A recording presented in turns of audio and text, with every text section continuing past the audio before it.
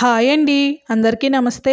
Welcome back to our channel Dishita talks. ఈరోజు మన వీడియోలో చాలా సింపుల్గా టేస్టీగా రెస్టారెంట్ స్టైల్లో లాగా కాజు మష్రూమ్ కర్రీ ఎలా చేయాలో చూపిస్తానండి. జస్ట్ 10 నుంచి 15 నిమిషాల్లో ఇంట్లో ఉన్న వాటితోనే చాలా సింపుల్గా చేసేద్దాము. నేను ఇక్కడ 200 గ్రాముల వరకు మష్రూమ్స్ని తీసుకున్నానండి. వీటిని సాల్ట్ వాటర్లో నీట్గా క్లీన్ చేసేసుకున్నాను. కొంతమంది అంటున్నారు పైన ఉన్న లేయర్ డట్గా ఉంటుంది కాబట్టి తీసుకుంటే బాగుంటుంది అనేసి. ఇది తీసుకోవడం కూడా చాలా సింపుల్గా ఇలా చేతితో కానీ లేదా నైఫ్తో మెల్లిగా ఇలా గీరాము అంటే పైన ఉన్న లేయర్ వచ్చేస్తుందండి. మనము ఇది తీయకపోయినా పర్లేదు, సాల్ట్ వాటర్తో క్లీన్ చేసుకుంటే చాలు, ఇవి క్లీన్గానే ఉంటాయి. కొంతమంది కావాలి అనుకునే వాళ్ళు ఇలా పైన ఉన్న లేయర్ తీసేసుకోండి. తీయడం వల్ల ఏంటంటే దీంట్లో ఉన్న కొన్ని విటమిన్స్ అనేవి మనం కోల్పోతామని నా ఒపీనియన్. మీరేమంటారో తప్పకుండా కామెంట్ చేయండి. ఇప్పుడు వీటిని పొడవుగా ఇలా కట్ చేసుకొని ప్యాన్లో 2 టేబుల్ స్పూన్ల ఆయిల్ వేసుకొని జస్ట్ 2 నిమిషాల వరకు వీటిని ఫ్రై చేసి తీసుకుందామండి. అలానే కొంచెం సాల్ట్ కూడా వేసి ఇలా కలుపుకుంటున్నాను. సాల్ట్ వేయడం వల్ల మష్రూమ్కి సాల్ట్ పట్టి కలర్ చేంజ్ అవ్వదు, అలానే టేస్ట్ కూడాను సరిపోతుంది. ఇప్పుడు వీటిని బయటికి తీసేస్తున్నానండి.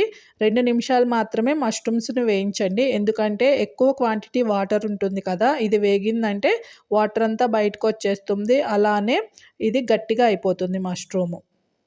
ఇప్పుడు అదే ఆయిల్లో 1 స్పూన్ వరకు జీలకర్ర, అలానే చిన్నగా కట్ చేసుకున్న ఉల్లిపాయను కూడాను వేసేసానండి. అలానే కాస్త కరివేపాకు వేసేసి లో ఫ్లేమ్లో పెట్టుకొని ఉల్లిపాయ మంచిగా వేగాలి. ఇప్పుడు 10 నుంచి 20 వరకు జీడిపప్పులు వేస్తున్నానండి. మనం చేసింది కాజు మష్రూమ్ మసాలా కదా, అందువల్ల. ఒకవేళ మీ దగ్గర జీడిపప్పు లేకపోతే స్కిప్ చేసేయండి, టేస్ట్ ఏమాత్రం మారదు. ఇవి వేగే లోపల నేను మిక్సీ జార్లో ఒక 3 మీడియం సైజు టొమాటోల్ని కట్ చేసి వేసాను. అలానే అల్లం వెల్లుల్లి, ఒక 3 టేబుల్ స్పూన్ల వరకు పుట్నాలు అండి, మనం చట్నీల్లో వాడతాం కదా, ఆ పుట్నాలు వేసాను. 10 నుంచి 15 వరకు మిరియాలు, 5 నుంచి 6 వరకు లవంగాలు, దాల్చిన చెక్క, 2 టేబుల్ స్పూన్లు ఫ్రెష్గా మీగడతో ఉన్న పెరుగును వేసేసి ఇలా మెత్తగా గ్రైండ్ చేసి పెట్టేసుకోండి. చూడండి, ఉల్లిపాయ అయితే ఎర్రగా వేగింది కదా, ఇలా వేగితేనే కర్రీ టేస్ట్ బాగుంటుందండి. ఇప్పుడు దీంట్లో మనము గ్రైండ్ చేసుకొని ఉంచిన టొమాటో ప్యూరీని వేసేసి ఇలా కలుపుతూ ఉందాము.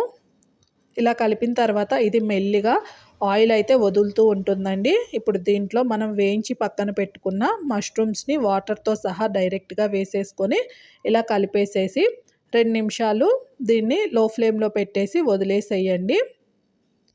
ఇప్పుడు దీంట్లో 1 స్పూన్ వరకు కారము, ఒక 1/2 టేబుల్ స్పూన్ వరకు పసుపు, 1/2 టేబుల్ స్పూన్ వేయించిన ధనియాల పొడి వేసేసుకొని ఇవన్నీ వీటికి పట్టేలాగా ఇలా కలిపేసేసుకుందాము అండి.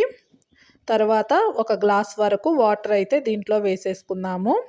వాటర్ వేసిన తర్వాత దీన్ని కలిపేసి లో ఫ్లేమ్లో పెట్టేసుకొని 10 నిమిషాలు అలా వదిలేసేయండి.